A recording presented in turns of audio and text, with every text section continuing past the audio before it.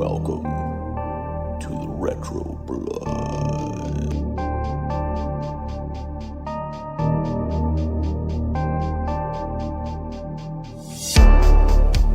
Welcome back, everybody, to the Retro Blood. As we start off a brand new month here in the month of July 2024, talking all about heat, talking all about fire, talking all about demons, monsters, and whatever creations come from that deadly bottom pit known as hell, because the Retro Blood is doing Hell Month, talking all 1980s horror movies that have hell in the title. And it's kind of like Forrest Gump's box of chocolate. We don't know what we're gonna get, but it's gonna be fun while we get it. Because up first, if y'all like haunted mansions and frat boys, and if you like dancer British girls who sneak in cocaine and MP3 players, and if you like a guy named Jeff who tries to be the hero but fails at the end when he gets gorilla press slammed out the window, then this is the review for you, brother, because the Retro Blood is talking all about Hell Night. Alison, James Kline, what's happening, Alison? How was your frat stay at this what would they call it, the Maynard house or something? Something like that, yeah. It was pretty good. I mean, this was enjoyable. So yeah, it was not a bad stay. Did you enjoy your 1981 haunted mansion stay? Oh yeah. Love haunted mansions, man. I think we've done some frat movies on here before. You know what I mean? Yeah. We're not too we're pretty familiar with the practice of fratting in the 80s. But it seems like that was like a big thing. You know what I mean? With a lot of these 80s slasher. Well, this one wasn't really a slasher. I guess it was like just a monster movie in a way. But yeah, it's kind of weird the way it's set up. But yeah. Yeah, but because obviously this movie was made in 1981, and obviously this is due to the success of Friday the 13th. I mean, we could see it written all over the place. Oh yeah, it reminds me a lot of Friday the 13th. So, because we got the young kids and they're getting stalked and everything.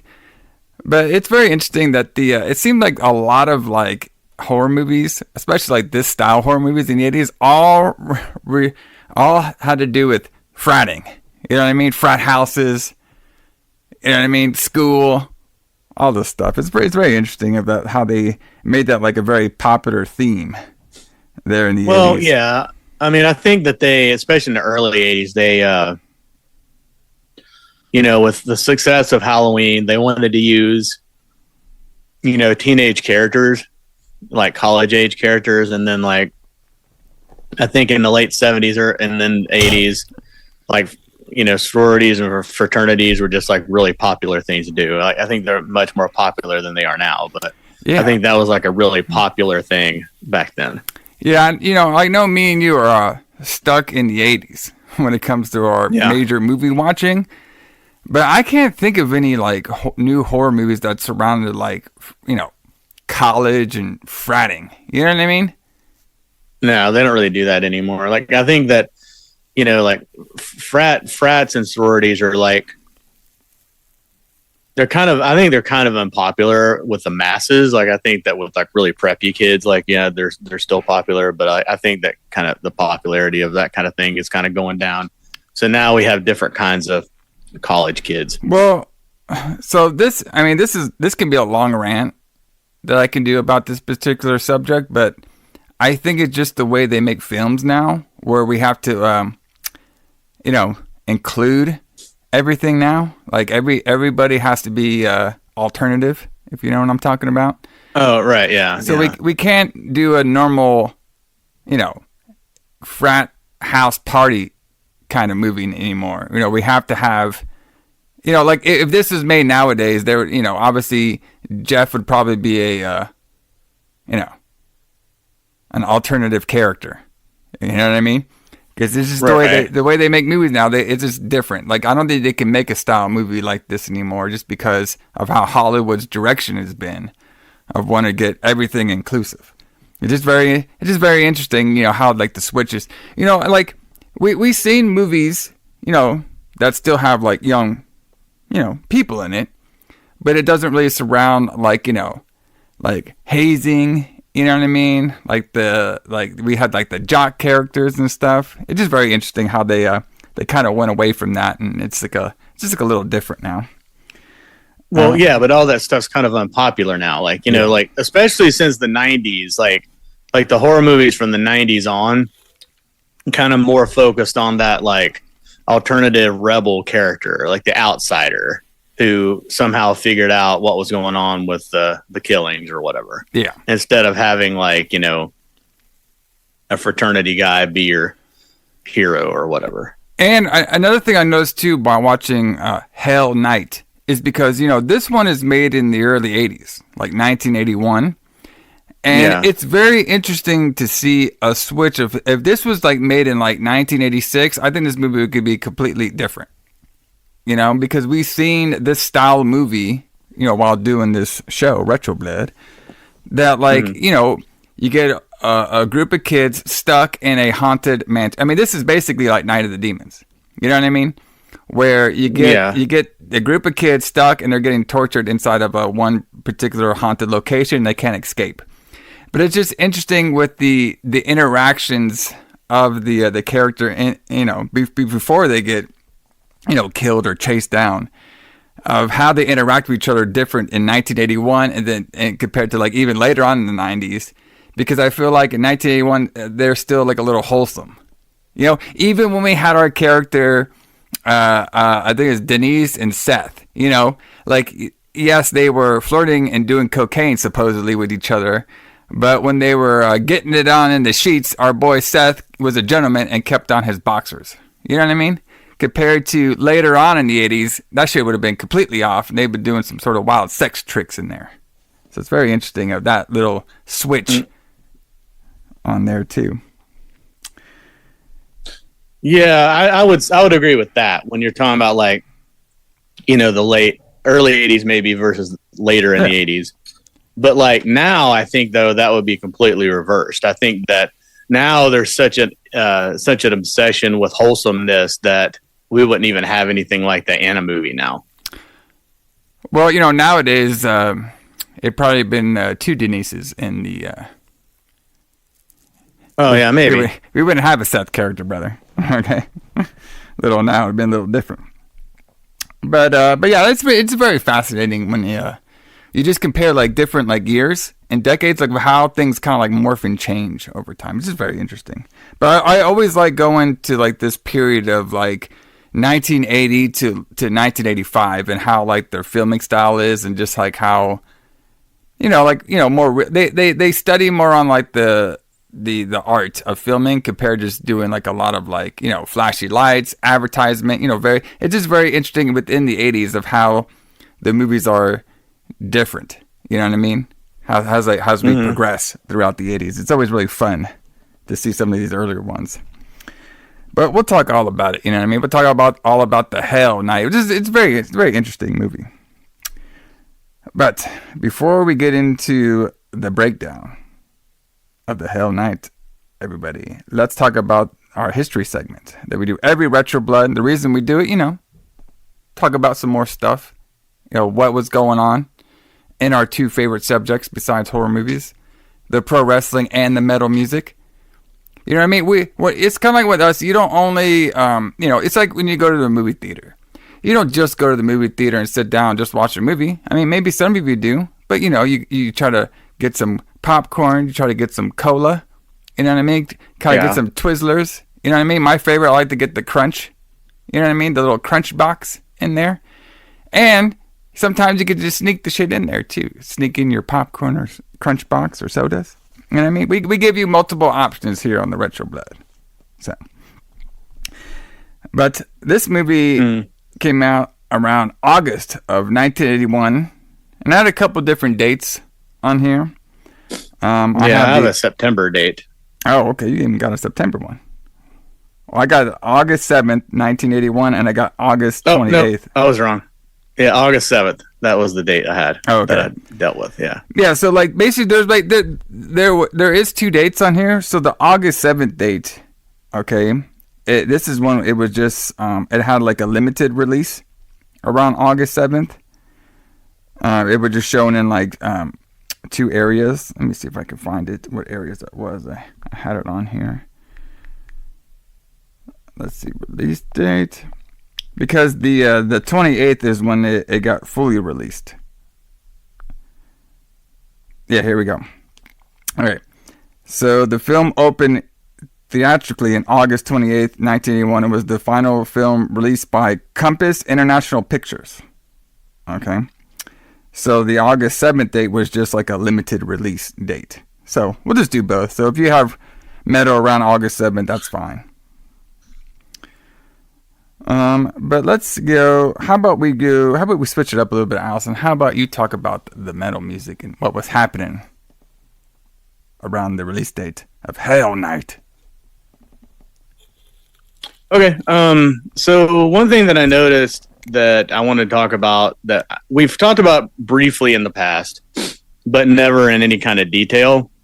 But the so in August of 1981, Ozzy Osbourne was on his first solo tour, the Blizzard of Oz tour. And the thing about this that's significant is that a couple of years before this, he'd been kicked out of Black Sabbath, and basically his life was pretty much over. Not just his career, but like, he had like a huge drug dependency and an alcohol dependency, and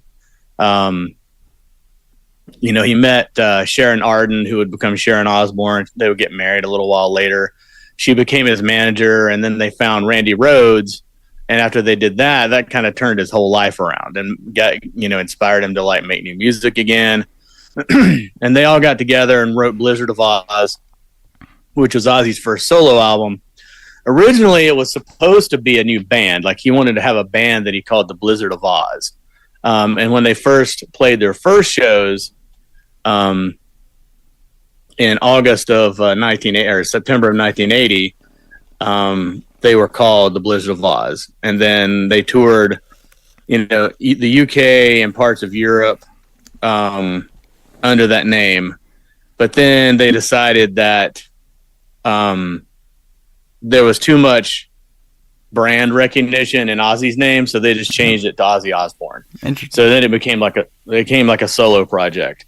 But Ozzy never intended that. He wanted to have a new band. But anyway, so they start the tour, the North American tour, in April of 1981. And one thing to consider too is we've talked about the death of Randy Rhoads before. So they recorded 2 albums together, Blizzard of Oz and Diary of a Madman. And Randy passed away in March of 1982. So a little over a year from now, or basically it would be less than a year from when this tour started to when they would record 2 albums and then Randy would die. But at this point they were still flying high, no pun intended there, but they were still going. And on August the 7th, they were in Providence, Rhode Island at the Ocean State Theater.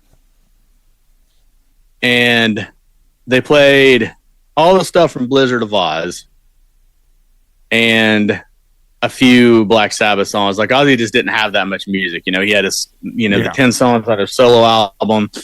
And then they played Iron Man, Children of the Grave, and Paranoid. So they played, with the solos and everything, they played like 14 songs altogether. Interesting. And then, but this would have been like a really cool tour to see, because it was like Ozzy just getting started. Like, he was just playing the songs that he had and like trying to win back fan support. And this would, in my opinion, would probably have been the best time to see Ozzy Osbourne, period. Even after Zakk Wylde joined later on as a new guitar player, I think that this would have been like the best time to see them, or to see his band. Have you ever seen Ozzy? You've seen Ozzy before, not with Black Sabbath, right? Yeah. Solo or no? Actually, no. I haven't seen him solo before. The only time I ever saw him was with that Black the Black Sabbath reunion tour for the Ozfest in 2004. That's the only time I've seen him. I never seen him solo before. Oh, okay. Yeah, I've seen him a couple of times. I really wanted to see him on his final tour, but I have a friend of mine who Ozzy is his favorite musician, and I wanted to. And he's never been able to see him, and he has this really tragic story about how he had tickets to see Ozzy, and his ex-wife, basically went crazy, or they had this, I can't remember the exact story, but there's this like crazy story they have about how he missed the Ozzy concert because of some crazy thing his wife did. And so I was like, hey, I'm just going to take him with me. I'll just buy 2 tickets and we'll go see Ozzy, and he'll finally get to see Ozzy. And like, this guy's known for having like really terrible luck, it seems like, with just things that have happened to him. And that tour, I believe, was in the summer of 2018 or 19, and it was canceled 3 times until it was finally canceled permanently. Oh, wow. And so I blame him. I blame his bad luck for me not being able to go to that tour, because his bad luck caused it to get canceled 3 times. But yeah, that was just kind of an interesting personal story. Yeah, so like, Ozzy, like I knew him because my dad used to play some like Black Sabbath when I was younger. All right, so I knew him from there, and then to be honest, I didn't really know too much of Ozzy until I started watching his reality show. Okay, back in the day when he was doing it. So then I did some more research on it, and like I don't know, I'm kind of like 50-50 on Ozzy. Like I like some of his stuff, and then some of the stuff is just like, I don't know. It's just very 50. I assume seeing him live would be really fun. But when it comes to like his records and stuff, I would say like me personally, I'm a little bit like 50-50 on it. Like some of it I like, and some of it I can like go without. Yeah, that's one thing that did annoy me in the past about Ozzy, is that people of a certain age, like older millennials, I guess you would say, like people who are around like late 30s, early 40s now, like mostly know Ozzy Osbourne because of the TV show. Yeah. And it's not like, they necessarily got into his music, but like I know a lot of people who I would expect would like Ozzy's music, but like hate Ozzy Osbourne because they think he's just this cartoon character on a TV show. Yeah. You know what I mean? They don't know that he was like, one of the pioneers, a famous like metal singer. Yeah, right. Yeah, and exactly. I think that's kind of weird and annoying, but yeah. I don't really hear that too much anymore because I guess the Osbournes is so old now that nobody even knows about it. But yeah. Yeah, that was more like a early 2000s thing. You know what I mean? With him and the show and all the reality stuff going wild and them jumping on board with it. But, obviously I respect Ozzy. And like I said, a lot of his stuff is good. I just, me personally, I like more of the Black Sabbath stuff. I just how I am. But there's a couple good Ozzy solo stuff. And it's really interesting that he even made that song. Didn't he recently make a song with like that rapper guy, Post Malone or something? It's very interesting. I think so. I think he sings on one of Post Malone's songs or something, but I'm not sure. It's very interesting that he's still, still getting out there and doing his thing. I don't think he tours anymore, right? I think he just. No, I think his touring days are pretty much done. Like I think he acts like he really wants to tour, but I just don't think his health is there. Yeah. Which is one of the reasons that he kept canceling those shows, is because he was going to do the tour it was going to be them and like Megadeth opening, which would have been freaking awesome. Oh, that'd be pretty awesome. But then he had that ATV accident. Yeah. And then and now his like Parkinson's is I believe he has Parkinson's disease, and I think it's really affecting him. So I have a feeling that there won't be any more Ozzy tours. They did talk about doing recently, I don't know if you heard, they did talk about doing one final Black Sabbath show in Birmingham, England, with the original 4 members, but we don't know if that's actually going to happen. Yeah. But yeah, I don't know if there'll be any more Ozzy Osbourne. I don't think there will be any more Ozzy Osbourne tours. I think he's like ready to retire and just live out the rest of his life. So I got a question for you that just popped in my head. So is is Iron Maiden like with Bruce Springsteen? Are they like the oldest band that's still going at it hard? You know what I mean? Touring a lot.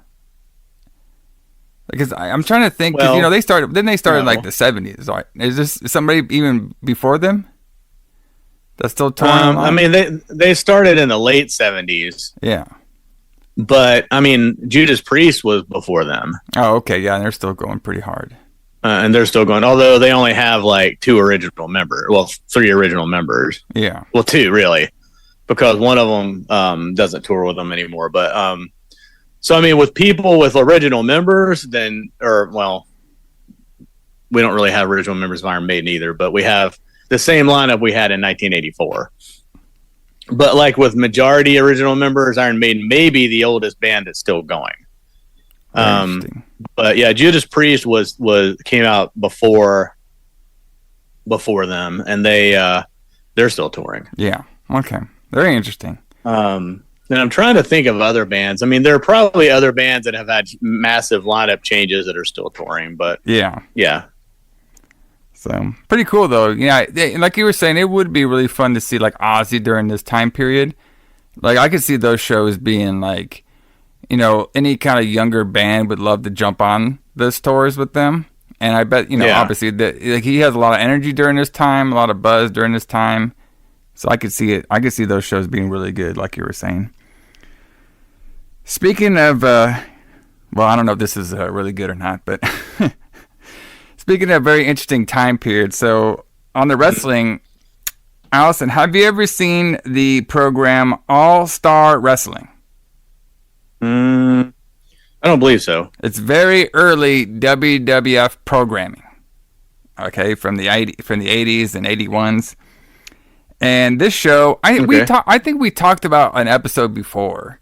I can't pinpoint which one, but it has the host of the show is very interesting because it's young Vince McMahon Jr. and we have Pat Patterson as your 2 commentators during the whole show and the whole program. And this one is like, it's okay. You know how like the horror movies are very, artsy and, I think they're a little bit more tame, a little more scary during the early 80s. Yeah. Well, it's like the total opposite for WWF wrestling. Okay, because this shit was the slowest wrestling I've ever seen in my life. Okay.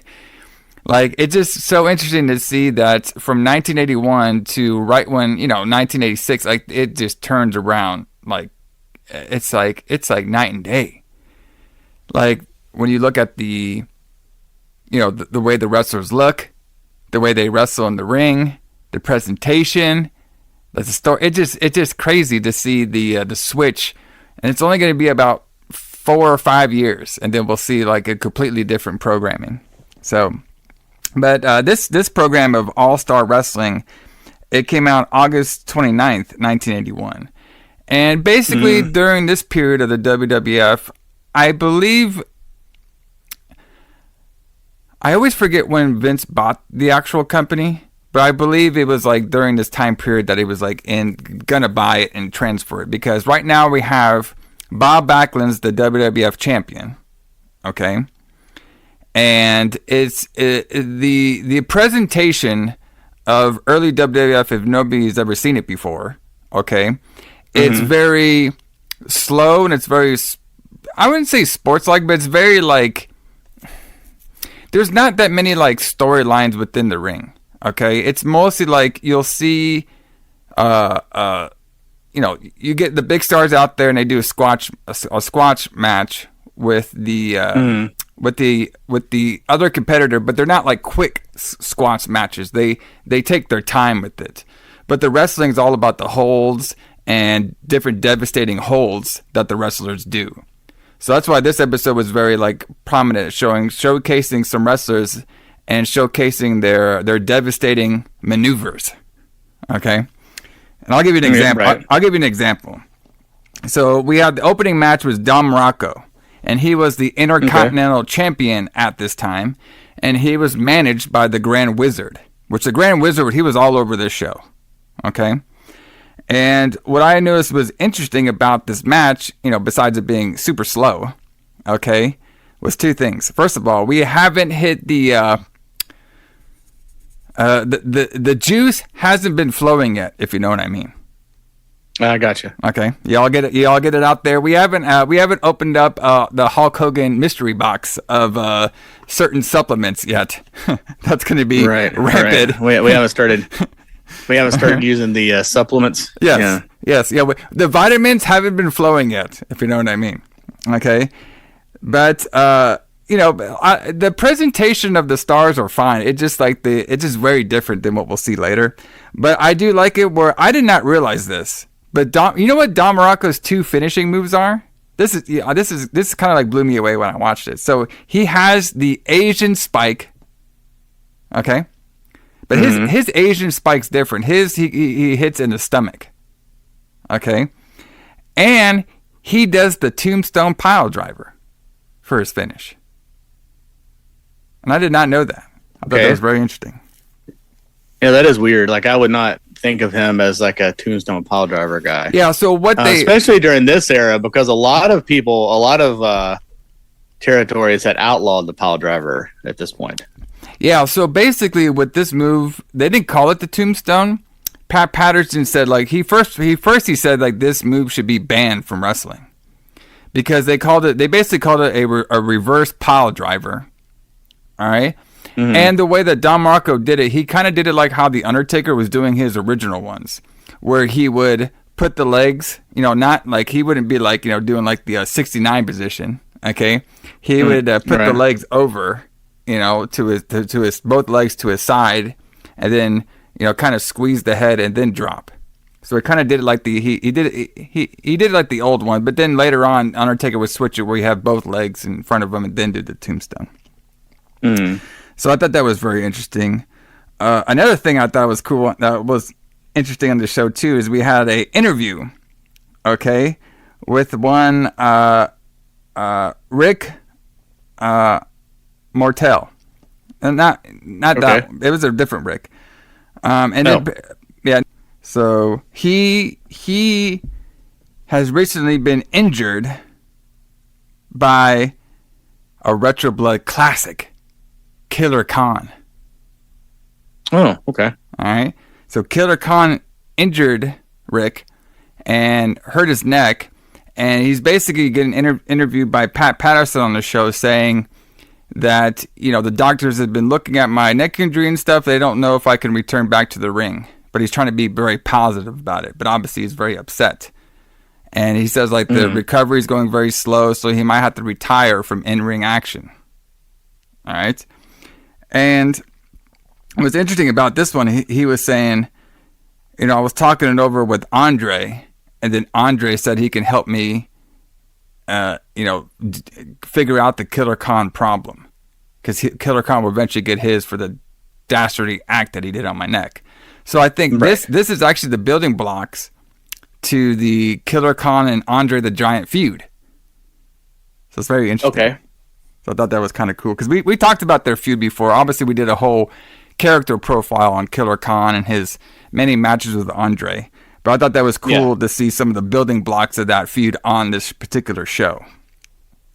Yeah. It's always cool to see how like storylines developed back then. Yes. So the way they did their interviews here, they mostly did it all in front of the live crowd. Later on, we'll see a lot of like WWF interviews all in the back. You know what I mean? Like they'll do a lot of their pre-tapes in the back. But for this particular show, all the interview segments were like either, right beside the commentary desk, or it was like right in front of the hard camera ring. Yeah. Because the next interview we had was actually a interview with Greg Valentine. Okay.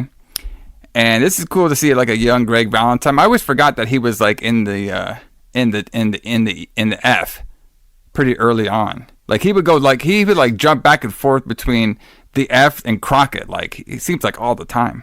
Like every other year he was somewhere different. I was about to say, like wouldn't the next year was it the next year or the year after that he would be in Crockett at Starcade? Yeah, exactly. It would have been 83. 83, so, yeah. So he had to be over there at least for like a year or so. It's very interesting because he, in this interview, because we're in August of 1981, and in this interview, he was basically being positioned to be Bob Backlund's next challenger for the WWF title, because he was going through he was being managed by the Grand Wizard also, and he was going through a list of people that were going to be taken care of and feared him. Backlund, Pretty Boy, Rick Martel, all right, and he said, hey, even if Pat Patterson wants to put on the boots, he'll take care of him too, while Pat Patterson's like interviewing. And another person where we figure out what his devastating hold was. So at this particular time, Greg the Valentine was the master of the figure 4 leg lock. Oh, wow. Okay. So like Before I said, Ric Flair. Yes, apparently. Well, in WWF land, he was the master of the figure 4, which I didn't know that either about Greg Valentine. I actually never knew what his finish was, but I guess in this time period, it was the figure 4. But I don't remember him, using a lot of the figure 4 later on. No, he would use the hammer drop, which is like an elbow drop type thing. Exactly. So, like I was saying earlier, what I'm noticing about early WWF, programming is with their heels. I'm not sure I didn't see too many babyface promos on here, but they mostly did a lot of heel promos. The biggest thing about them was their devastating holds, which is very interesting because you don't in a couple years they just kind of like forgot about that. You know what I mean? It was more like like I said, more like outside the box storyline. But this particular part, it's all about this badass character and like how their devastating hold is like hurting the roster. So it's very very interesting switch for their booking philosophy. Just in this like couple years, it'd be like completely different. It's just very interesting to see. And then the main event was basically Mr. Fuji, all right, with Saito, and they were in a tag team match. And this dude that they were fighting, he looked like this giant, like freaking Italian mob boss, okay, that they were fighting against in a tag team match. And the guy was so creeped out by Fuji because Fuji kept smiling during the whole match and creeping him out. All right, and then Fuji and Saito eventually won. But it was just really funny to see it. It just like this era of WWF is just very interesting. It's not what you would expect. You know what I mean? Like if you're just searching like the Peacock, you're like, oh yeah, I'm gonna watch some early WWF. Let's see what we got over here. I'm gonna see some of their wild characters. And you watch this, you're like, what? This is like different. It's just very different than what. Like if you watched, 81 WWF and go to 88, I mean it's completely different. Okay. Oh well, yeah. I mean, even 84 would be completely different. Yeah. But they pre Hulkamania, I guess Vince Jr. was trying to continue doing what his dad was doing. Yeah. And those are the kind of things the wrestling like his dad would have had. Yeah. I guess. It's just very as opposed to the over the top characters that he would invent after he got Hulk Hogan. Yeah. But yeah. Yeah, it's just very interesting to see the transition through it because we've seen the WWF go through many transitions. You know what I mean? Over their more than 50 year span. Right. Yeah. But it's just so interesting to see something like. I guess the only thing I can think of that would be like that would be in the 90s. Where if you look at the early 90s, 1993 or something, compared to 1998, it's completely different as well. So it just it's just interesting to see the progression of the WWF in the 80s to the 2000s of how things change so quickly, year to year. It's just it's kind of fun, to be honest with you. It's kind of fun to see. Yeah, and also this era of wrestling, the 81, 82 era of wrestling. and before is kind of like before our time. So like Yeah. it's all kind of new to us too. Yeah, it is because like I'm saying, like even me, where I started watching wrestling in '98, but of course I go back and I watched a lot of stuff. But even when I go back, like to me the oldest WWF stuff is like they talk about Bruno Sammartino all the time, okay, and Right. then it transitioned to Bob Backlund, and then it kind of did the Hulk Hogan. So it's very interesting to see the the transition from the Bob Backlund style wrestling to the Hulk Hogan style wrestling, and Right. it's like completely different. Like I don't think the change from Bruno to Backlund was like this dynamic. No. I mean, Hulk Hogan changed everything. We've talked about that before. Yeah, very. He changed the way wrestling was done, the way people thought about wrestling. I mean, it was all completely different after 1984. Yeah, because if you ask somebody like our age, like, oh, what do you think about '80s wrestling? Oh, it's all cartoon characters. I mean, it's a cartoon Right. characters. Everybody's jacked up on juice, and it wasn't like that at the beginning. Okay. Right. No, exactly. It It, just- was more like yeah. just traditional wrestling, Yeah. kind of what Crockett was doing. Exactly. What they continued to do. It's very, very, very interesting. It's like I don't know. The show is so the All Star Wrestling show. It's not too long. It's about like 45 minutes, but Yeah. it's such a different wrestling style that it's kind of hard for me to like get through it because it's so slow. But which I understand that's how wrestling was back in the day. Compared to now where we get all these fast, super athletic matches. It just it's crazy to watch like something now. Obviously that we still watch wrestling nowadays in 2024, and then going all the way back to like the early 80s, it's like it's just a different contrast. It's just it could be a little tough sometimes. Sure. Absolutely. But speaking of a little tough, let's talk about who booked this shit, brother, for Hell Night. Yeah. Pretty fun stuff over here. So this movie was directed by Tom DeSimone. All right. Mhm. And apparently this guy, he's kind of known for doing some of the, he does some directing, some writing, producing, editor. So I guess he's best known for directing the cult films Chatterbox, this movie, Hell Night, and The Concrete Jungle. Yeah. Concrete Jungle is the only other movie that I've heard of that he directed So that I'm familiar with. yeah. So this one was also written by Randy Feldman. He's the guy who wrote the film, basically. Mm-hmm. And he basically got the idea he was like a recent college graduation who stopped by the spec script for several film studios, along them Irwin Yalbin's Compass International Pictures. They're the ones that picked up the film. And some of the development of it was basically Randy. He was a graduate, all right, from the University of California, Berkeley School. Yeah. And he wrote the screenplay for Hell Night over like a 5-week period. Okay. And he was inspired loosely by Black Christmas, which we done here on the Retro Blood Lights Out special. One of my favorite 70s horror movies, Black Christmas. I mean, probably one of my favorite films in general of all time. I love that film.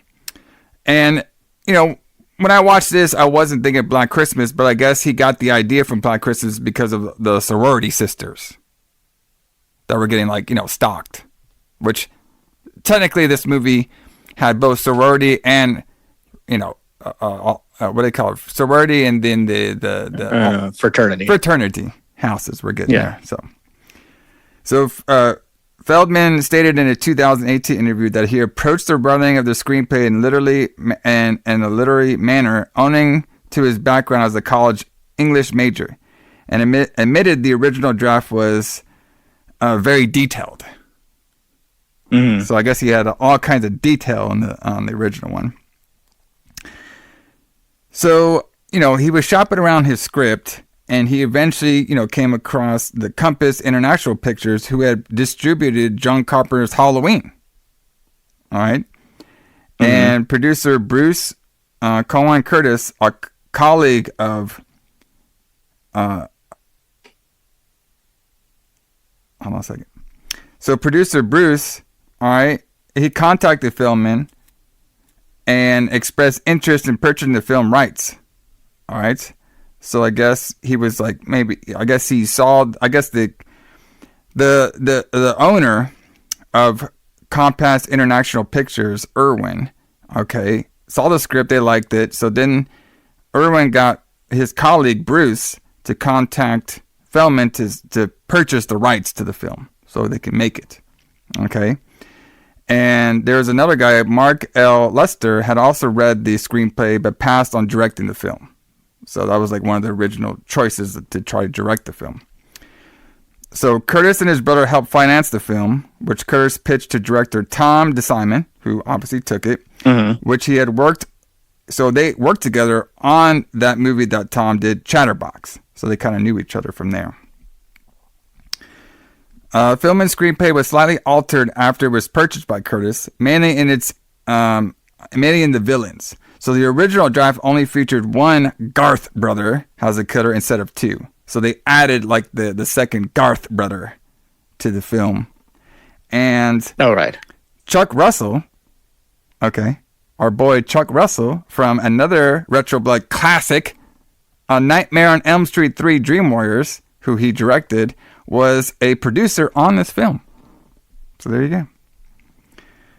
Interesting. Now this film is nothing like Nightmare on Elm Street 3, but it's still pretty fun. I'll give it I'll give it a little flowers to this movie.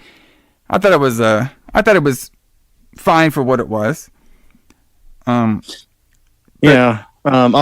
Frank Darabont worked on it as a production assistant, and he would go on to make a bunch of Stephen King adaptations, and I think that he worked on Walking Dead and stuff like that. Super cool. And of course, the major actress that they had at actor. Is it actress or actor? I don't know. I'm just gonna call them. I guess they call them actors though. I guess they call them actors now. Yeah. I still call them actresses, but whatever. So Linda Blair obviously was the big, shiny toy to happen on this movie here. The big selling point, because she was obviously in the Exorcist movies. Okay. Yeah, as a kid. And this was her return to horror movie here on Hell Night. Yeah, this might be her first adult role. Yes. Her role as an adult. Because she made a lot of movies in the 70s. Yes. She made The Exorcist, and The Exorcist wasn't even her first movie. No. But she was in one of those airport movies, and then she was in she was in a TV movie called Born Innocent. Yeah, that's what I was trying to think of. Roller Boogie. Are you big in the? She was in. Are you telling me you're not big in the Roller Boogie there, Alison? I'm not big in Roller Boogie, and she made Exorcist 2 before this movie. Yes. Which I guess, she was still she was like a teenager, I guess, then. So, at this point, she was probably in her early 20s, I would say. So this might be her first adult acting role. And she went back to horror for Hell Night. Yeah, buddy, getting back to the horror. So I don't know how famous she was at this point. I mean, obviously she would have been fairly famous for The Exorcist, but I don't know if she was like, oh, let's go see this movie because Linda Blair's in it, that kind of thing. Yeah, I'm not sure either. I think they definitely, because did you even see her name in the credits? Yeah, it's in the credits. Okay, I didn't see it. Maybe I just wasn't looking, but I would say it's kind of a selling point. You know what I mean? It's kind of like nowadays when maybe I'm trying to think who would be the only child actor I could think of that people will go out to see her movie is the girl from Halloween 4. I just lost her name. Danielle Harris? Danielle Harris, yes. Oh. Because, okay. we know her from those, cool Halloween 4 and 5 movies. You know what I mean? And then later on she did that Rob Zombie movie. We're like, okay. Well, I mean, I don't know if that one counts because that's still Halloween. But, I could see that a couple years later when she's a little bit more of an adult. Oh, yeah, she was in the Halloween 4. Let's check her out when she looks like as an adult. you know? So Right. there's a little, you know, there's a little interest there, I would say, maybe for some of the audience. So the film was shot on location at Kimberly Crest Mansion in Redlands, California. Allison, have you ever been to Kimberly Crest Mansion? Never. But it looks cool, though. It does look pretty cool. Yeah, the whole, it's very interesting. Like, they use everything in this house. They use, like, they're on the roof.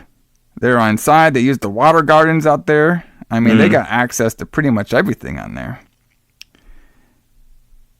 Let's see. The Kimberly Shrek Association has maintained the property since 1981. So I guess that's interesting. So the Kimberly Shrek Associations had the property in 1981. So they just acquired the property while they were probably doing Hell Night. That's interesting. And continues the legacy of Mr. Shrek's involvement in civic events. Kimberly Crest is open to the public for tours and can also be booked for weddings and private events. Tours are Thursday, Friday, and Sundays. Tours are available every half hour, with the last tour taken off at 3:30 p.m. Allison. So if we went to Kimberly Crest Mansion and we're like, oh man, this is where fucking Hell Night was filmed, do you think they would even know what we're talking about? They probably would, yeah. I have a feeling that the people who work there probably have an idea about, that Hell Night was filmed there. I wonder how many other movies, if a lot of movies were filmed there, they might just be like, oh, okay, well, I didn't know that, but these other movies were filmed here. But yeah, I would definitely bring that up if I visited there. Well, I mean, that'd be the only reason I would go there, is to see the place Hell Night was filmed.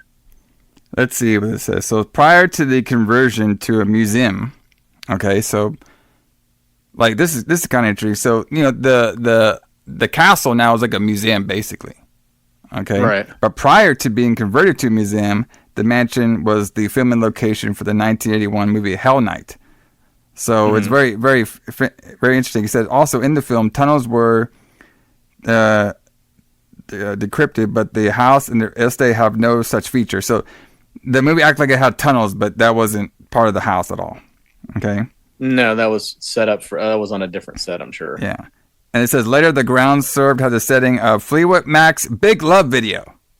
Oh, interesting. So you think if we went down there and we talked to the local guests at the time, and we could be like, okay, are you guys here to see the landmark for Hell Night or for Fleetwood Mac's Big Love video? What do you think the poll would be? It probably wouldn't be Hell Night, but I have a feeling most people wouldn't know about the Fleetwood Mac video either. Very interesting. It's also interesting that they filmed in the gardens too, because we had a death in the gardens. So yeah, that'd actually be pretty fun. Maybe we'll have to put that on the Retro Blood touring list. The Kimberly Crest House and Gardens tour to go see so you see what happened here in 1981 where they were filming the Hell Night, brother. So that's kind of fun. Yeah. You can even get married there if you want to. Yeah, exactly. On the set of Hell Night. I mean, this is the same place where our boy Seth was dry humping that Denise girl in this room. Exactly. And he didn't even have a boner. No. He had control, brother. All right. So principal photography for Hell Night took 40 days. All right, in the fall and winter of 1980, between November 1980 and January 1981, with a Swedish cinematographer, Mac Alleberg. The original film's budget for Hell Night was $1 million, but the shot's durations throughout the holidays extended the budget to additional $400,000. The film's shooting schedule reportedly consists of 6 days, weeks, and was described as grueling. Star Linda Blair recalled the daily shooting lasting from 5 a.m. to 11 p.m., and that the tight schedules demanded that the cast and crew spend Thanksgiving on the film. So there you go, brother. No days off. You got no days off. You gotta eat that turkey while you're getting chased down by some sort of monster creature and a very rich castle. All right. Yeah, I think it's really weird that it took that long to make this movie, because I mean, there's not that much in it. You'd think you could shoot this in a week or two. Well, I mean, it's true, but I could see where those candles don't light themselves, Allison. That takes a while. No, that's true. You know what I mean? They didn't have the best CGI yet in 1981 to CGI your candle lights. Okay. No, I'm sure they had to keep relighting those candles all the time and resetting the sets.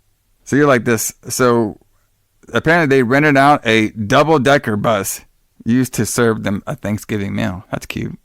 Oh, that's nice. So the whole film was shot in 3 locations. Okay. The exterior of the Garth Manor was shot at of course, the Kimberly Crest Mansion. The hedge maze was brought in as there was no actual garden maze on the mansion property. The inside of Garth Manor was filmed in a residential home in California, and the frat party was filmed in an apartment lobby in Los Angeles. Oh, that's random. With the exteriors of the party filmed at the University of Redlands. The seemingly many tunnels in the movie were actually only 2 corridors through which the director had the actors repeatedly running from different angles. There you go, brother. Oh, yeah. That's what you gotta do, man. All right? Make it easy. Yeah, you don't have to build a bunch of different tunnels. You just have them run in different directions and change the camera angle. So the director, Simon, stated that he wanted a classic goth look. You know, that was very interesting, too, with this film. Where it's like we're in the 80s. All right, we have a bunch of frat and sorority parties. Okay, everybody's going wild and crazy and stuff, and we're doing some hazing. You know, you gotta do your initiation, but they're all dressed up like the main 4 people are all dressed up like classic vampire gothic characters. Very interesting. Yes, I guess it was just the theme. That's how I guess so. That's because they don't really explain that, but yeah, they're all dressed up like in Halloween costumes, essentially. Kind of. Yeah, so he said for the film, you know, I don't like these horror films where people are walking around haunted houses wearing jeans and a t-shirt, brother. You know what that reminds me of? Like, it's like when I go see some of my favorite heavy metal bands. You know what I mean? I was like, fuck, bro, I like you guys, but you guys are just out there in jeans and t-shirts, brother. Put on some gimmicks. I don't like the gimmicks. I think the gimmicks are kind of dumb. Unless you really, really go overboard with it, like Ghost or somebody like that. I don't know. I don't like the gimmicks. You don't like the gimmicks? As much as you do. No. I don't know, man. Like, I think it just looks silly most of the time. Like, I get, like, I don't know, man. Because, like, you know, I like the gimmicks because I think it brings something different to look at. You know what I mean? Like, I get some metal bands out there, you know what I mean? Wearing your favorite band shirt or whatever, cut off jeans and shit because it's hot. But you know what? I can respect, you know, like Flesh God coming out there in full, like, classic gothic, you know, robes and shit. You know what I mean? I think this looks cool. Right. I'm like our boy D. Simon on here. All right, screw all you kids in your 80s t-shirts. I'm going to put you in some gothic romance crap. All right? That's what I'm doing. That's pretty funny. I like it. So we threw our heads together and I said I wanted Linda in a gothic kind of wardrobe. And we came up with the idea to make the Hell Night party a costume party. And that way we were able to have everyone in those kinds of costumes that suited their personalities. During filming, producer Curtis urged D. Simon to implant an extended chase sequence for Linda Blair's character after seeing Jamie Lee Curtis chase sequence in Terror Train, brother, another Retro Blood classic. Mm-hmm. He's like, listen, bro. All right, I saw Jamie Lee Curtis. I like that, brother. Put that shit in the movie. All right, that works for me, brother. All right. All right. This was the basis of the chase sequence that took place in the tunnels under the mansion. So that's why we got that scene. Very interesting. The 2 actors who portrayed the Garth killers are not listed anywhere in the credits, although their real names are believed to be Valentino Richardson and Chad Butler. However, on the film's DVD commentary was noted that they are both German nationalists who spoke little or no English, and that one of them, the middle-aged beard man, died shortly after the release of the film. So that's interesting. So we don't even really know who played them. They just hired somebody and didn't credit them or anything. Interesting. Yeah, but they later on got their credits, I guess, in. But at the time, no, they're just like, oh, okay, well, we need some big dudes to play some monsters and run around. Yeah. Here's what I was talking about before with the release date. I finally got my notes back with it. Hell Night was given a regional limited theater release in the United States on August 7th, 1981. by the Compass Picture, opening cities such as Detroit and Miami. So Alison, if we were in Detroit or my birthplace of Miami, we would have saw an early screening of Hell Night. Yeah, that would have been awesome. Even though I wasn't even a twinkle in my dad's eye around this particular time. But if we were there, we would have seen it. Yeah, we were there. We would have been there. During its opening week in Detroit, the film was the highest grossing release in the city, out-earning Raiders... no way. Hold on a second. Let me read this again. Okay.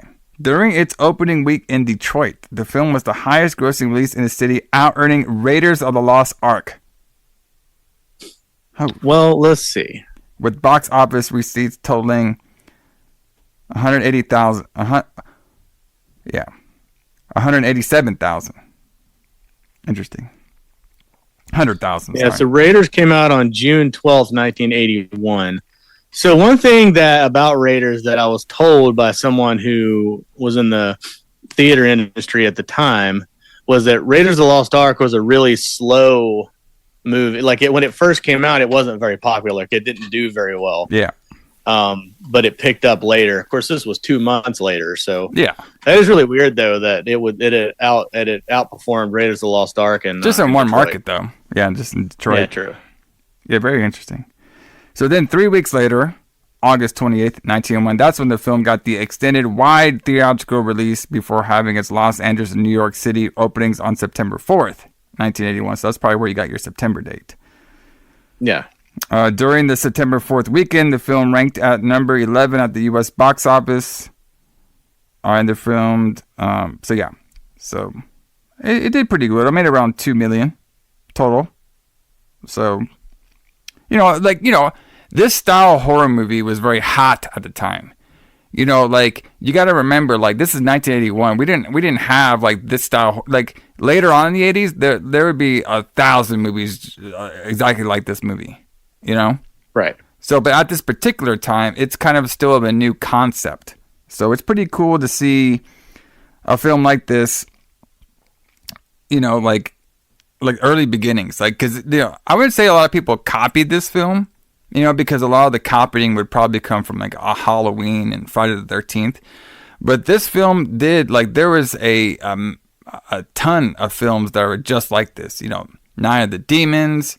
You could name any horror film that even we reviewed or we haven't yet that's done inside a mansion with haunting creatures was basically like this film. Okay. Exactly. So.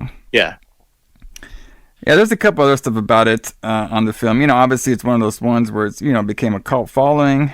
We had a couple of people talk about it. There's a little bit more information on this film at the time because, obviously it was a pretty high grossing film and it was kind of new for its time.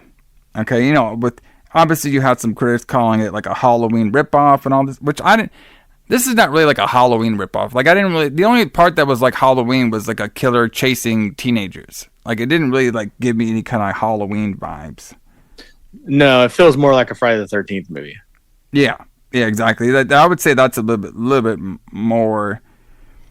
Well, kind of the problem is not really because on Friday the 13th, the original one, it was the mom throwing people up on trees because she had superhuman powers. This one was the only. Well, yeah, this reminds me more of Friday the 13th 2 or 3, which haven't come out yet. Yeah. So it's very interesting. Very interesting, where this movie's placed in the lore. You know what I mean? It's right. I think the writer and the director, they were taking aspects from Halloween and Friday the 13th, but then they added in the old classic horror movies where you have Frankenstein or one of these monsters chased you out like a haunted mansion. I think they were trying to mix those two ideas together, plus using stories from Black Christmas where you'd have this creature haunting sorority and frat boys and stuff. So I think that's the mixture of it. This was trying to mix in old classic monster horror with the newer style 80s slasher. It's kind of mixing it together. Right. So very interesting. I agree. So, but everybody, I say let's get into the full review of our first of many Hell Night movies with Hell Night. Let's do it. Let's do it.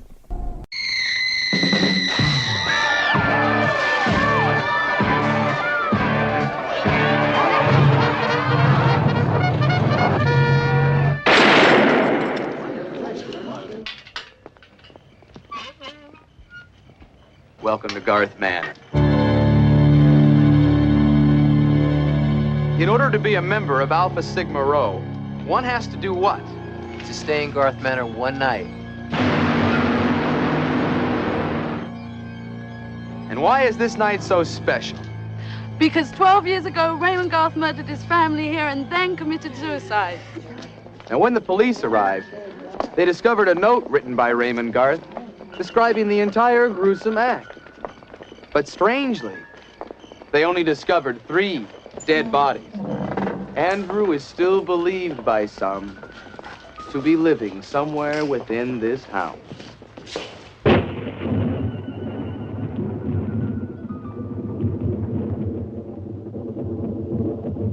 Hey, let's party! Quaaludes and Jack Daniels. Oh my gosh. This is one radical chick. All right! Now the fun begins. Hey! Robin Hood to the rescue! Woo-hoo! Come here, you little...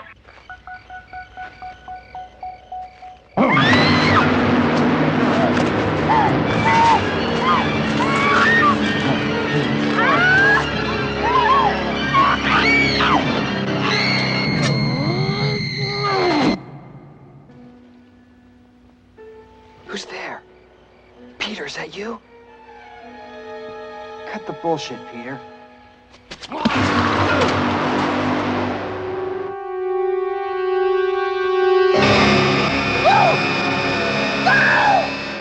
This is supposed to be a joke.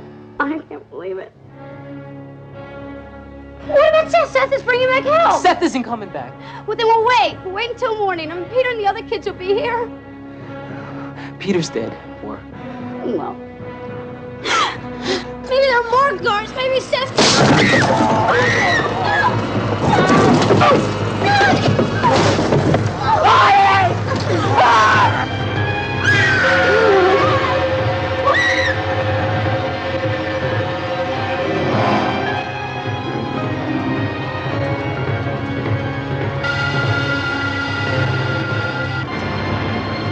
Pray for day, hell night. All right. So we start off with some wild 1981 partying. All right. Yeah. Like if you all around California, around this frat university, what are they called again? Fuck. Fraternity? It was like a fraternity. Mm-hmm. Hold on. Okay. They were the pledges for Alpha Sigma Rho. All right. So if you're all trying to do your pledging, you'll be doing such wild things as having girls fully clothed in water. I called it wet t-shirts, but they weren't really like doing like the traditional wet t-shirts. We have one couple kissing in the car while there was people freaking out around them. We had a bonfire with a motorcycle surrounding the bonfire, and one of the most craziest acts you could do in 1981, put shaving cream on somebody's car window. Oh yeah, classic. Fuck, bro. Like these wild kids, man. We can't control them. All right. So now we have Peter. He is the main Alpha Sigma captain. Mm-hmm. Okay. And of course, we're in a costume party, so everybody's dressed up. Some people are dressed up as pirates. Some people are dressed up as classic gothic characters. I'm not really sure what kind of costume party this was. It didn't seem like there was like a theme. It was just like, dress up whatever you want to dress up as. Okay. So they're talking to this one girl. I guess she's a sorority person. And her big thing was she showed us some tits, but it was off camera. Because this is 1981, man. This is too wholesome. I know. This ain't 88, Alison. You ain't gonna see no titties on this one, okay? Oh, there was plenty of nudity in 1981. I wonder if, I wonder why there was just no nudity in this. Because that was like a big selling point for horror movies back in this time. I don't know.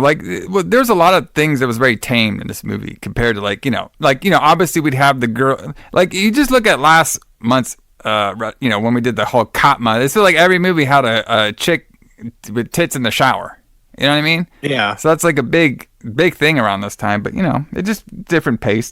You know what I mean? It's what they were doing at this time. So the big thing is they have 4 new pledges. Okay, I guess they have 2 for the Alpha House and 2 for the sorority house. All right, and this the guy who looks like Robin Hood, which you're gonna find out his name is Seth. He really likes the British chick Denise because she's wild. Yeah. She's dancing out there wild, man. He likes that. So now that we get introduced to the Pete telling everybody like they're gonna get all the 4 pledges and they're gonna stay the night over at the Manners house. Okay. So this is the Garth Manners house. Okay. It is an abandoned mansion once owned by Raymond Garth. Okay. Who murdered his wife and 3 deformed children, Morris, Margaret, and Susan. Garth then hanged himself while he had a 4th deformed child, Andrew. And his body was never found, nor the body of Morris. Folklore states that Morris and Andrew still lurk within the mansion. Uh-oh. After all this time. So that's the story that Peter's told the 4 pledges and the group of 1980 young kids. Okay? Right. So in order to, be accepted into this fraternity, you have to stay the night over there. Which we could all see where this is going. They're going to put the kids in there and they're going to fucking pretend to trick on them. Okay? Right. I think at this particular time, all right, and I could be wrong, but I think at this particular time in the 80s, like this is kind of like a new concept, but boy, this would be played to death. Okay? Later on. Absolutely. Like, it's kind of interesting, like, seeing a bunch of movies that are just like this later on in the 80s, but seeing, like, original one around this period. So, they get in there, they lock them all up. They say they basically have to stay in there for 6 hours. We see the British girl, Denise, she's sneaking some stuff in there, Alison, to the stay. So, Peter was originally supposed to strip her down. All right, make sure she's not bringing anything illegal. But she's too sneaky because she brought in some drinks, and she brought in some cocaine. All right? Yep. And she brought in a MP3 1980s titty player. Yeah, it's like a little tiny radio. Yes. Weird. I didn't know they even had anything like that. Like, yeah, I know, like little radios that small. Yeah, no, I didn't either. Was it a FM? I'm pretty sure it's FM. I'm sure it was FM. Yeah. Playing the classics, man. Maybe she's playing some Ozzy on the. Was Ozzy playing? Did Ozzy ever play on? He played on the radio, right? Oh, I'm sure he did. Yeah, I'm sure Crazy Train was on the radio. Yeah. So now Seth and her, they're basically flirting with each other. All right. Mm-hmm. And Seth was even talking about his gun story. He had like a gun story. And he was like, they're basically flirting. The girl's like, I want to keep you warm. He's like, hell yeah. So they go upstairs to do their thing. And then we're left with our other characters. Jeff, who is like the clean cut. He's in the classic Interview with the Vampire outfit. Yeah. And then we had Linda Blair's character, Marty, I believe it was. Yes, Marty. Yeah. And she's in the Interview with the Vampire style outfit. You know what I mean? With the cool necklace and stuff. And they're talking, they basically are talking a little bit about their background. Why they agreed to want to join these pledges. Jeff basically had to because of his dad. Kind of forced him to do it because his dad was in a pledge before. And then he also said his dad's like a normal dad. He's kind of like a Leave It to Beaver dad. Mm-hmm. And I was thinking back, this is going to be totally random to everybody. But when he said that, I thought about the 1998 Raw angle where they had like Chad from the Mosh and Thrasher. Remember he was doing the Leave It to Beaver gimmick? That is really random. And he was supposed to be screwing his mom during it. Okay. Yeah. I'm the only one apparently. Okay. So and wow. I can't believe I thought about that during that. So Marty, she's basically in there because I guess she's like a mechanic because like she got taught to be a mechanic and stuff, And she's really good at schooling, so that's why they wanted her in there to be the fraternity girls mechanic and school genius. Okay.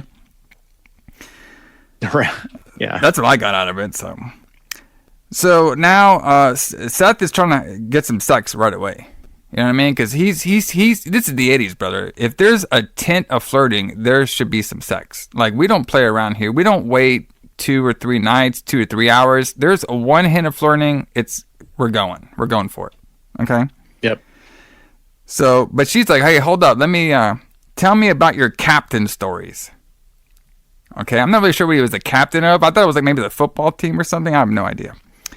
But he brings up like 2 things. Like, he says 18 inches on something, and she gets all excited. All right, and then he brings up 2 struts, and she gets unexcited. So I know where her mind's going. Okay. So now, and then they, after he tells the story, then they start kissing, getting it going. So now we see that Peter, Scott, and May. All right, they are the 3 that are assigned to, creep them out. Like they had a bunch of booby traps basically around the manor to scare them. Okay, so they're all walking around there, getting everything all set up, and Peter's like, "Okay, you all go to the north side, and I'll go set up over here." And Mari's, she keeps questioning herself, like, "What are we doing here? Like, why are we even doing this?" And then they and this is, they're talking about some more of their history, all right? And we can see that we have May and Scott, they're setting up their stuff, but May kind of falls into a hole. Scott gets her out of it and start making fun of her. And this is when we get to the scene where they do the first scream, all right? So they hear the scream. All right, and then Jeff and Marty meet up with Seth, and they're like, hey, why are you all screaming? And they figured out there it wasn't nobody in the house screaming. It's like they kind of figured that somebody might be joking with them, so they start looking throughout the house. And the big gimmick, Alison and everybody, with Seth and Denise is Denise keeps calling Seth West. Okay. Right. Yeah. Come on now. Get the name right, girl. So they start, and then for some reasons, I guess, like, Seth, like, he had to be in this whole movie with his boxers on. Right? Yeah. You know what I mean? Well, he's a very athletic kid. I guess he wanted to show off. Exactly. So, So they're all looking around there, and and then Seth, he does the great line saying, "Somebody's doing some trick or treating out here with us." Oh. Thank you, Seth. So they look around. They eventually find it's all a machine that's doing the screams. So they find it. And this is when we find also that Jeff has a gun on him. All right. Little foreshadowing later. So now Peter is telling them to, they must have found the recording. Okay. So now they're going to go to stage 2. All right. And they want May to they want May to distract them while they go to stage 2, and May doesn't want to distract them. So Scott calls her a twat. Yes. All right. And then they like it when she leaves, but not when she stays. If you get that one. I get it. So now May, she's going to go distract them, but then she gets dragged through that hole that she fell in earlier, and she gets dragged all the way down to the caves, and it gets her head chopped off right away. So we had our first kill of May. She's out of there, brother. All right. So now Jeff is and Marty, they're wandering around. All right, and they're gonna wonder, like, okay, are they just gonna like tease us this whole night? You know what I mean? And I could be like, yes, of course they're gonna tease you this whole night. Okay.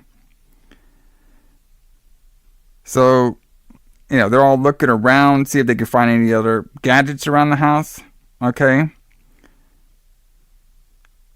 So now Marty gets left in a room, and this is when she can see a hologram ghost.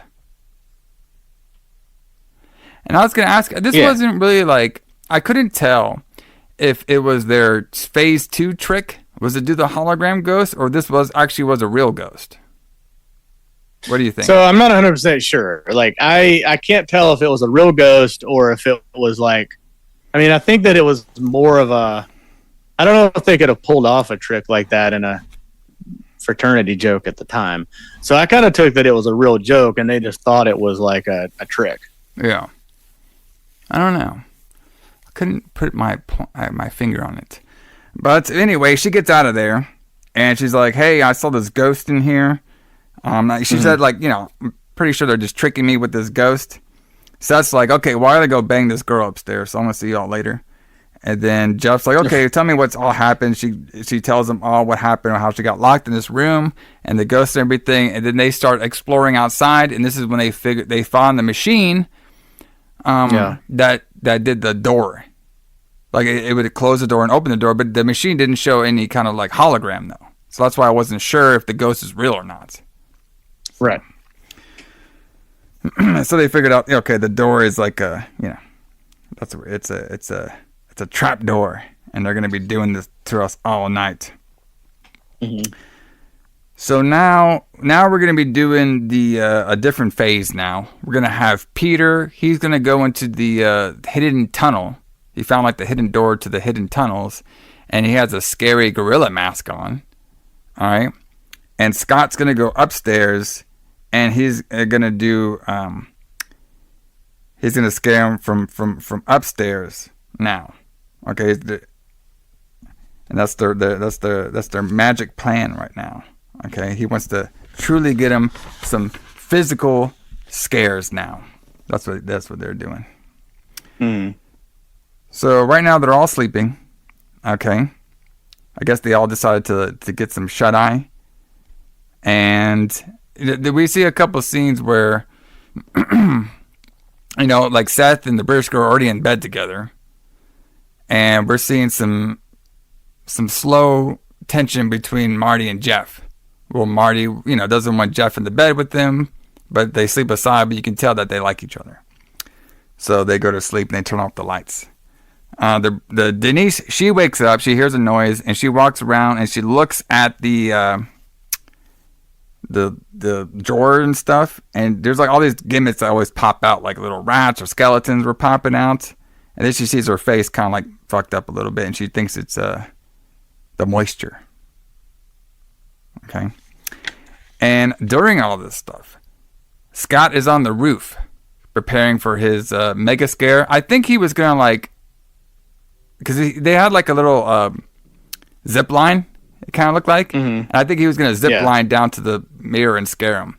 But before that happens, one of the Garth brothers, I'm not sure which one because they didn't really name him if it was Andrew or the dad, took Scott and basically snapped his neck.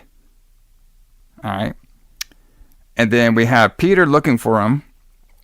And Peter goes on up the ladder and everything, trying to figure out where May and some of them. And I couldn't figure out this one either because so far we have like 2 dead bodies, right? We have May and we have Scott. But when Peter gets up on the roof, he trips over somebody with a mask.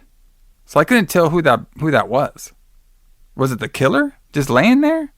Or what? No, I don't know. I think it was another victim, but that we never saw. Yeah. But I don't really know because it is really weird because we don't see this person get killed on camera. I don't think. Yeah, because at first I thought it was Scott. You know, they just put a mask on him. But then we find out that the zip line had Scott, like, you know, he's basically hanging from the zip line. Right. When Peter pulled it up. So I'm not really sure what that. And then we never saw the masked person again. It was very weird. So obviously, you know, now Peter's all freaking out, like, oh shit, people are dying up in here for real. All right. So he it's weird that he didn't like go back into the house to try to like get, you know, the pledges. He was just like, fuck this, I'm out of here. All right. So we had this long scene of him running down the, running down the ladder, going through the evil gardens. All right. And going all the way up into the gate. But he's so nervous he can't open the gate that he gets attacked by one of the Garth brothers, and now he's running back to the gardens. All right, there's a ton of running with him. You know, a lot of running at night. If you hear running at night with gardens, like you could basically take a shot or drink a beer, whatever you want to do, because there's gonna be a bunch of them. All right. So he finally gets trapped in Alison. You know how he dies? A Retro Blood classic way of dying, and that is he gets Russian sickled.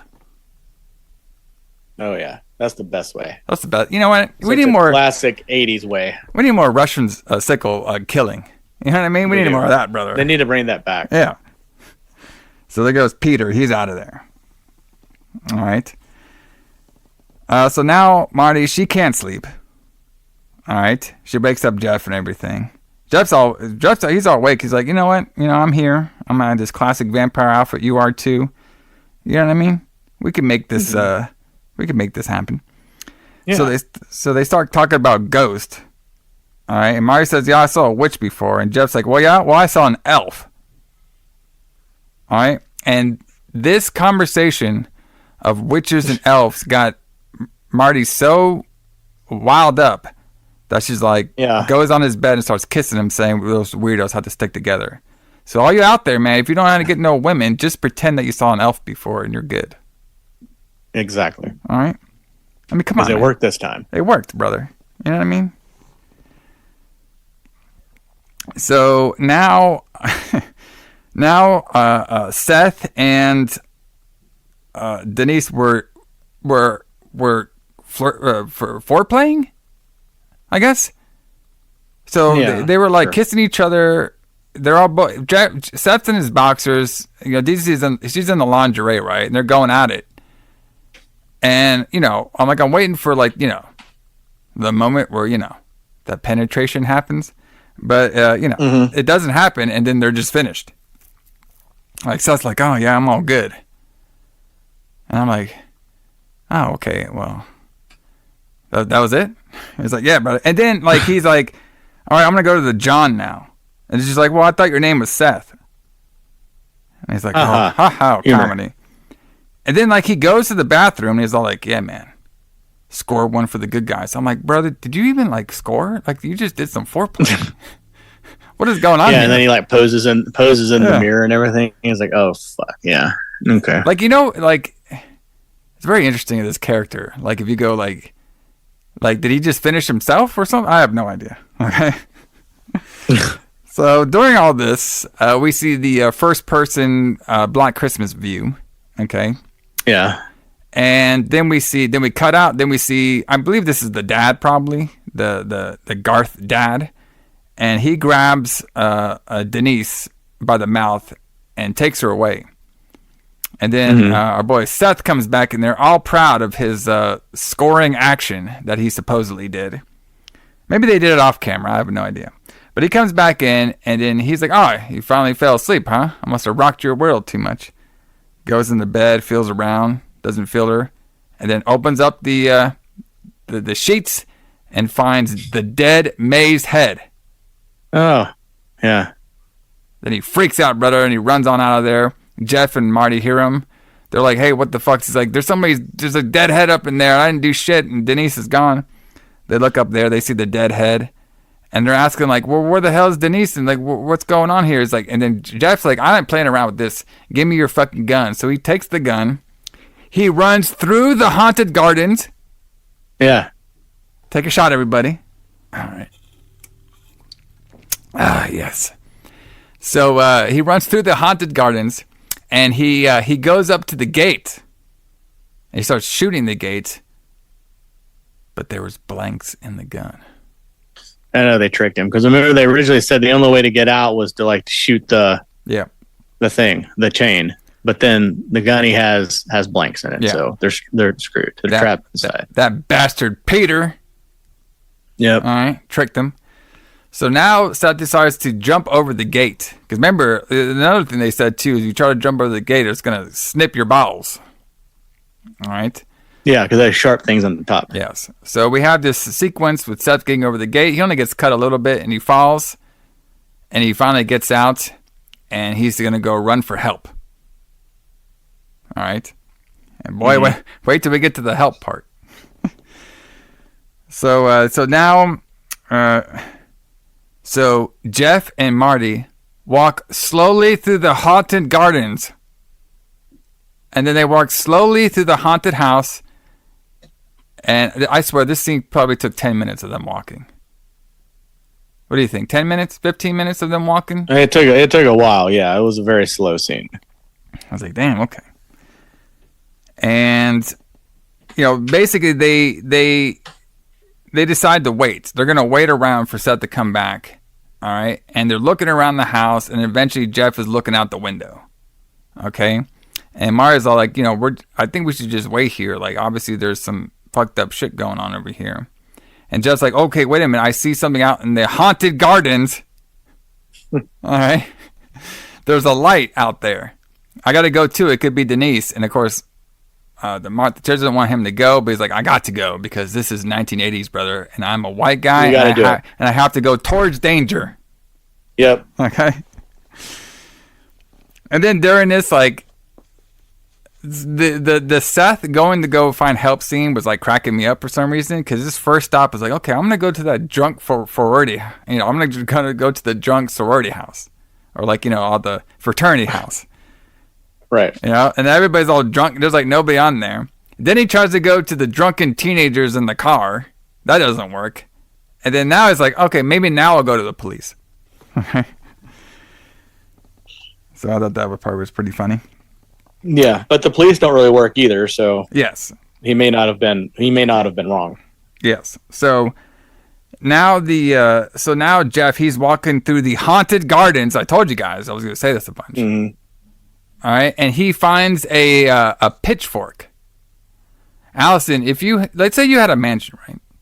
And you had some haunted gardens and stuff, you know what I mean? You would have a pitchfork, right? Just laying around. Well, yeah, you got to use a pitchfork to move around like mulch and stuff like that when you're working on the gardens. Okay, gotcha. Yeah, I mean, I think it's fine. There's a random pitchfork there. So our boy Jeff takes the pitchfork and walks around the haunted gardens. Y'all are fucking drunk right now, right? Absolutely. Yeah. So like he's walking around forever, like 10 minutes walking around these gardens. Next thing you know, he gets scared he sees the light. And he sees that Peter has been Russian sickled and he's dead. He starts to freak out a little bit, and he knows that the light he was looking at was the flashlight. All right, so he takes the flashlight and leaves, but he did not see the keys that were in Peter's hand. And so now we're at the police station, okay? And Seth's trying to get help from the police, but the police are like, "Oh, are you part of that fraternity? I've been arresting you people all night." So apparently this party was we didn't see that part of the party being wild. Maybe we only saw the beginning. Because I guess after they left the kids in the mansion, they got wild and they started getting arrested all night. So the cops are like, I don't believe you, and if you keep saying all this stuff, I'm going to arrest you. So Seth's like, well, fuck you guys. I'm going to sneak into your highly crowded police station and take a shotgun very easily from you and leave. With the door... I can't get over this scene. With the window. So there's like a room full of guns. Yeah. Some of which are loaded. Not locked. Not locked. Then the door's not even closed. Yeah. It's open, brother. Like he just looks over there and sees an open door with a room full of guns in it. And like goes over there. Nobody notices him looking or going in there. He looks around, finds one with ammunition in it, and then goes out the window. Yeah. Well, he's sneaky, brother. You didn't know that? Like he's invisible. He was the captain. Yeah, he was a captain. Oh, yes. Remember, he has that one story that he used a shotgun one time before, so he's an expert now. So he gets on out of there. This is when we have Jeff and Marty. They're waiting up in the room. They're kind of freaked out a little bit. They're talking with each other, and then we can see like this slowly moving. I guess it's like a rug that's moving up. All right, and it's really tall. And eventually, Jeff sees it and he pitchforks it. All right, and then it shoots right back down. And then they look and it was a trap door, and it says, "Oh, that creature must still be alive. Let's go down the trap door." So it's coming up through the trap door underneath the rug. So I mean, that's kind of cool, I guess. Yeah, pretty cool. I like the scene where it raised up. I guess that was kind of like Halloween a little bit, you know. But that's, I guess that's, we're pushing straws there. Okay. So they go down the trap door now, and Jeff wants Marty to wait, but of course she's an '80s girl, so she goes with him. All right. And this is also too when Jeff says that Seth ain't coming back, or else he would be back by now, and Peter's dead. I didn't tell you before, but I'm telling you now. Okay. So we're all on our own. All right. So now we have Jeff and Marty going slowly through the basement to the underground tunnels. All right. And they're going throughout the whole tunnels. They see a light. All right. And they go towards the light very slowly. And this just had to take like 20 minutes itself to just walk through this tunnel. It felt like it, yeah. And then they go into the Texas Chainsaw Massacre family table room, where they see a bunch of dead bodies. This is probably like the children that the Garth husband killed. And they see Denise there. That's what I was thinking, yeah. Yeah. Right. This is like the table where they keep the family members like they did in Texas Chainsaw. Exactly. And then they have Denise there, and she's dead, hanging out at the table. All right, and then then they look around, and they see one of the Garth monsters, and now it's chasing them. So now Jeff and Marty get out of there. They start running through the haunted tunnels and the haunted gardens. There you go. Absolutely. So Seth, our fearless man to save the day, all he has is a stolen shotgun, and he goes back near where the frat house is, and he steals the guy's car. And I actually thought this was semi-clever, but it had nothing to do with like the finish of the film for some reason. So Seth steals the car from this guy, and the guy's like, "What the hell are you stealing my car for?" and stuff. He's like, "Listen, you tell the cops that I stole your car, and I'll be at the Garth Manor mansion." And he leaves with the guy's stolen car. But like, spoiler, we don't see any fucking cops like for fucking at all. Never. Right. And it goes in the daylight. Like he steals the guy's car, and then the guy's like, "I'm going to call the cops." Like, yeah, good, do that. Call the cops and tell them this is where I'll be. Yeah. But that doesn't really work.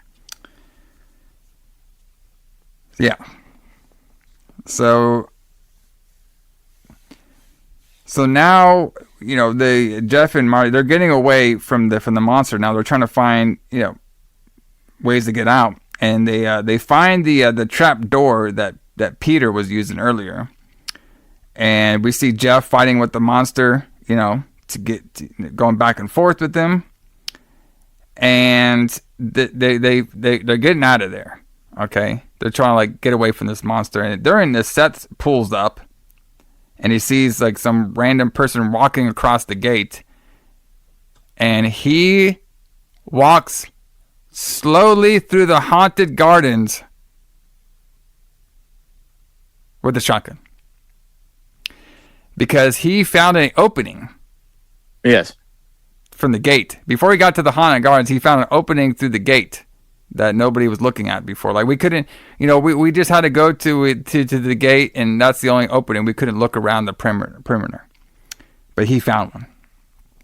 And then while he was walking through the haunted gardens, he gets attacked by a werewolf. That I guess was one of the Garth brothers. Yeah, so I guess he was deformed into becoming a werewolf. Yeah, his deformity was random. Yeah, his deformity was werewolf. All right, so they start fighting everything, and eventually Seth gets the upper hand, and he shoots him with a shotgun, and the werewolf fucking. Okay, so I'm not sure how shotguns work, but I don't think he would like fly in the air like that. You know what I mean? No, probably not. I mean, if you were close enough, then yeah, it would be. He would definitely throw you back if you were close enough. But yeah, I think that's a little bit of exaggerated. So he falls in the haunted gardens pond. Okay, Yeah. which is still there. You can go visit it from 9 to 3:30 p.m. if you do a schedule. Yeah, you can even get married there if you want to. Yeah, you can get married in a haunted pond. All right. Mm-hmm. Maybe they close the exhibit at 3:30 because all the ghosts come out around 5 or 6. You know what I mean? That's and the werewolves. Yeah. That's what I would have went the wedding. It's like, brother, just give me around 8 Exactly. o'clock. Lock me in here. See what happens. That's why I would. That's the reason that I would do that. Mhm. Yeah. So then he looks at the pond, sees his handiwork, and the werewolf. This is a horror movie, so you can't get died by one shot. It has to be 2. So he shoots him again, and he finally kills the werewolf, Garth brother. So then he goes back in the house, right? After Jeff and Marty escape from the other, monster, and he goes in the house. Hey guys, I killed him. All right. He was out by the pond over there. I think he looked like a werewolf, but I killed him, guys. I'm going to scream my ass off. All right, that I killed him. And Jeff's like, oh, good, you killed him, everything. And then, of course, the other monster takes Seth and takes him and kills him and throws a shotgun into the hallway. And they're like, oh, Immediately, shit. yes. And then Mario's like, okay, well, I'm going to go get it because I'm tough now. All right? I'm a tough 80s girl now. So she goes and get the gun, and of course the thing attacks. All right, and then they get on out of there. They keep running through some more of the haunted gardens. All right, because when they run through the haunted gardens, they see well, hold on, we don't get there yet. So they actually run upstairs first. My bad. The haunted gardens are coming soon, everybody. So maybe rekindle your shot you just took. If you could do that. Yeah, refill it if you accidentally took it. It's fine. So they go upstairs now, and they're locking themselves in a room. But the older Garth, I believe this is the father one. Okay, this is Andrew. Yeah, Andrew. Yeah, he is breaking through the door like The Shining. All right, he's breaking through the door like that, and Jeff gets Marty through the window to go upstairs to climb up to the roof. All right, but Jeff is too slow. So the Andrew takes him, all right, and I couldn't believe this. Yeah, but he gorilla press slams him through the window. Yeah, you know what I mean? Like, and you can see Jeff's face, like, oh shit, like how they would see it in a wrestling match when they gorilla press slam him, and they throw his ass out the window. All right, and then Marty sees this. She goes all the way up to the roof, and goes all the way down the ladder. And in her high-heeled boots. Yes, in her high heel boots, yes. And she goes all the way down, and then through the window that's beside the ladder, that's when the Andrew attacks her and chokes her a little bit. But then she gets away, and then now she runs through the haunted gardens. Haunted maze. Haunted gardens. Haunted garden maze, yes. And she's taken back because she sees the werewolf. She's like, oh, yes, that's right. Seth killed the werewolf. Oh, yes.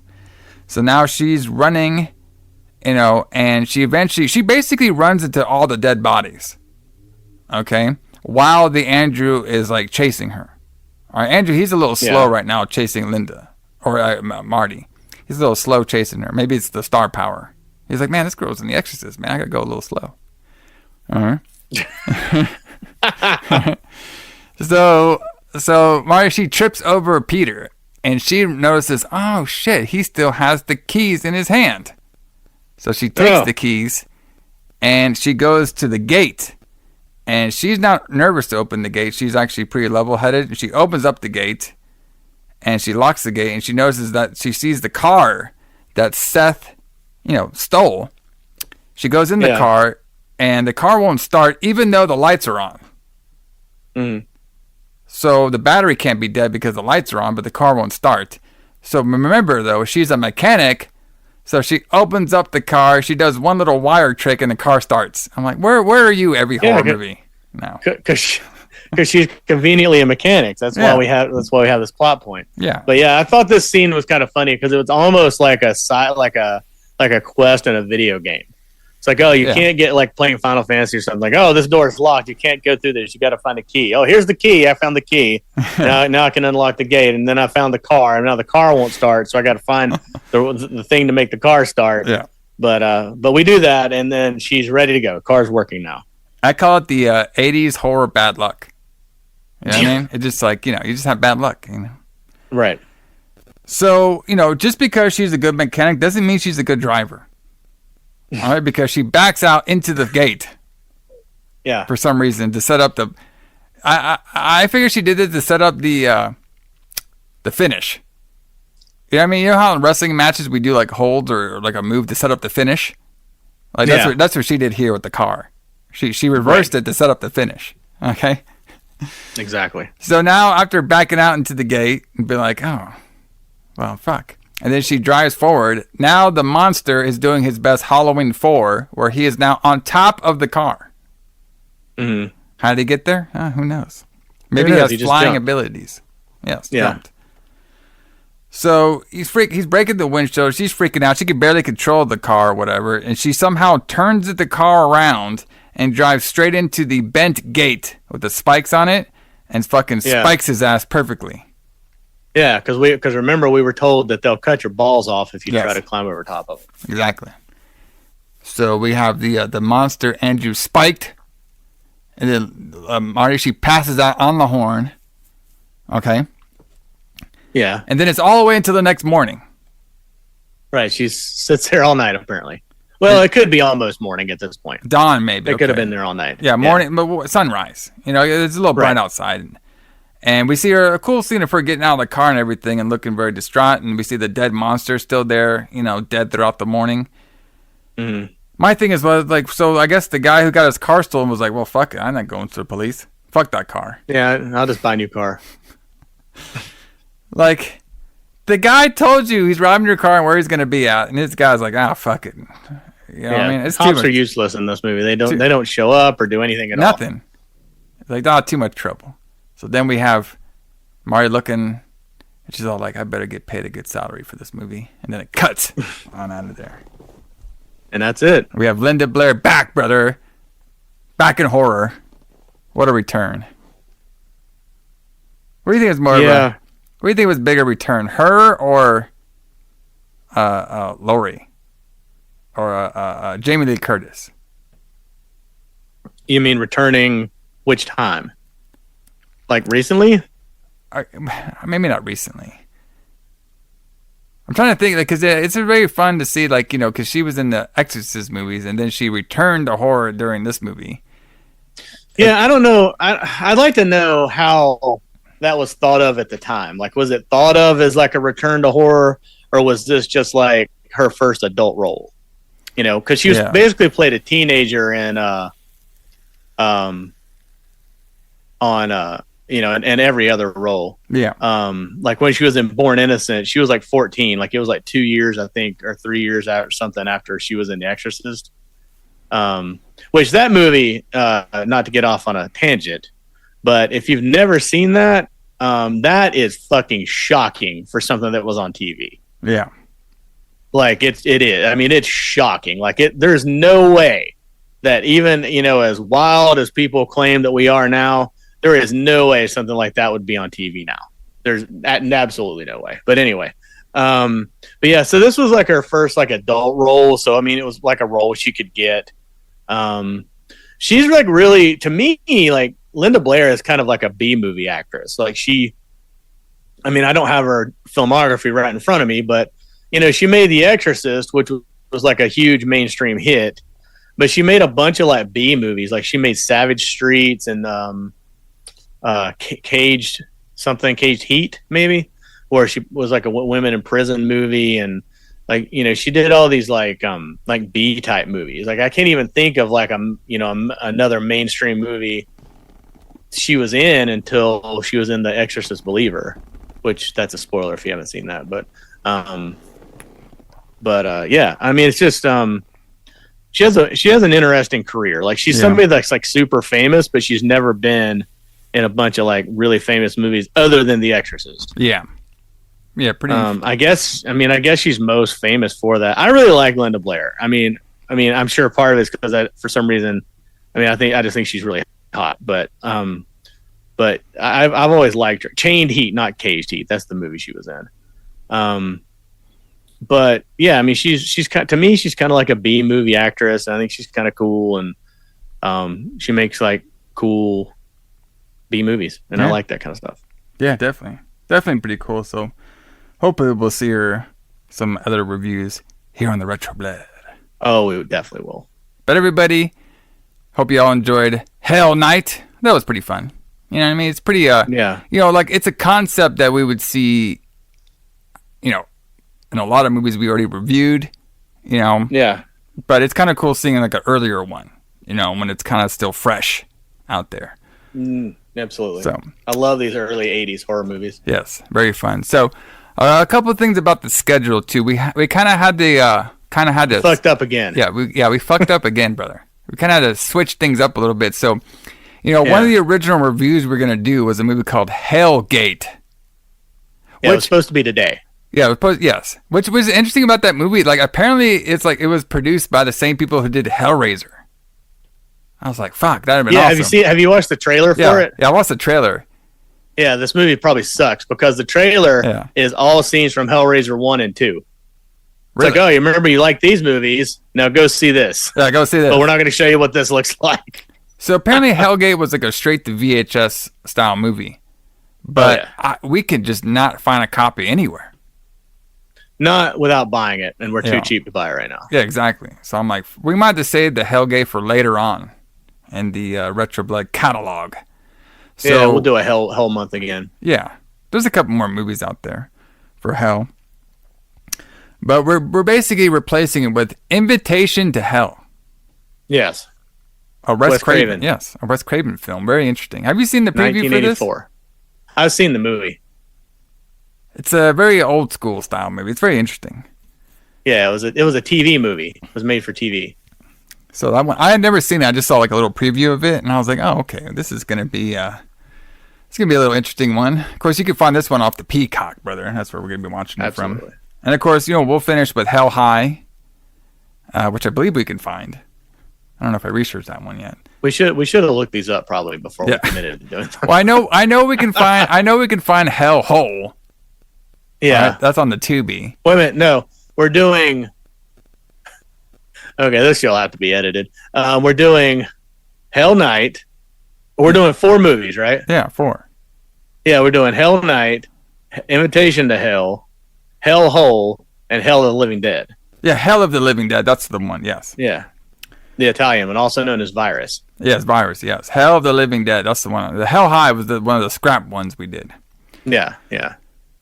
But yeah, that's the schedule, everybody. So next week here on the Retro, we'll be doing Invitation to Hell. That should be very fun. Can't wait. It's gonna be great. Another thing I changed up too because I'm too tired of seeing all those copyright shit. You know, we used to play songs at the end, so I kind of scrapped that. But you know, we'll still recommend the song we want to play, and maybe what I'll start doing is playing like the music video on our Facebook and everything. But okay, yeah, Retro Blood's getting big over here, brother. We keep getting copyright issues for all these songs. I know. We're gonna get sued by some of these people. Yeah, it's like, come on, brother. We're trying to promote your band, but it's all good. But Alison, you know, I'm sure Ozzy Osbourne cares if we promote his band. Yeah, exactly. It's up and coming artist. Yeah, it's up and coming artist. But what Ozzy song will we be playing? Walking, driving the Trans Am to the Hell Night. Oh, nothing fits this movie better than Mr. Crowley. There you go, Mr. Crowley. That makes sense. You know what I mean? Because you guys should listen to Mr. Crowley on the way out. I'm pretty sure the Garth family was a big Ozzy, Mr. Crowley fan. I could see that. Oh, absolutely, absolutely. You know what I mean? Going out there. That's how they were able to live so long. Yeah, I mean, you know, the Haunted Gardens needed a music. You know what I mean? Yes. It helps the haunted branches grow more. So what better song to play than Mr. Crowley to the Haunted Garden? Yeah, they needed more music than what's her name had in her boobs. Yeah, there you go. Exactly. The little boob radio. Yeah, the little boob FM radio. The gimmick. Yeah. That thing was tiny. I know. I mean, it's like the size of a quarter. Like, I have no idea how they could even fit radio technology inside that. But anyway, that's, you know. This is the high-tech era of 1981. Right. Absolutely. This is the future. All right, everybody. We'll see you here next time. J. Alison, James Kline. Later. See you guys.